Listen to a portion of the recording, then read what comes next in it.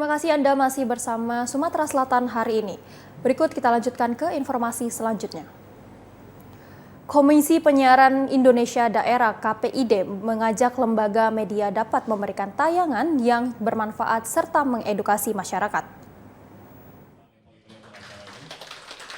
Pengawasan terhadap media TV atau radio terus dilakukan oleh Komisi Penyiaran Indonesia Daerah Sumsel, serta memberikan edukasi literasi media di era digital dalam membangun masyarakat yang cerdas.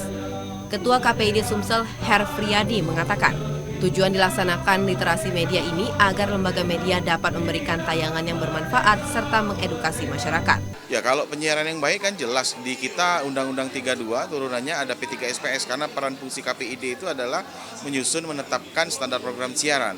Jadi P3SPS itu pedoman perilaku penyiaran dan standar program siaran itu adalah acuan lembaga penyiaran. Jadi standarnya sudah ada di situ, mana yang boleh ditayangkan, mana yang tidak boleh ditayangkan. Sejauh ini kalau di Palembang ya, untuk lembaga penyiaran di Palembang dan Sumatera Selatan, radio ini lagi kita awasi lebih detail gitu ya 2 bulan ini. Beberapa ya memang kita tidak temukan pelanggaran P3SPS begitu ya. Kalau TV dan radio tahun kemarin itu pelanggaran soal teknis ya. Teknis itu editing ya. Editornya mungkin kalau asap itu kan nggak boleh disiarkan begitu ya, orang ngerokok gitu. Nah itu lebih ke teknis seperti itu. Kalau dalam konteks konten tidak ada yang melanggar P3SPS kalau sampai hari ini. Sementara itu, Wadir Intelkam Polda Sumsel AKBP Dwi Mulyanto mengatakan pihaknya terus memberikan aspek pengawasan dari sisi hukum jika ditemukan pelanggaran di tayangan penyiaran media. Ya, peran serta dari kita nanti kan kita ada juga narasumber.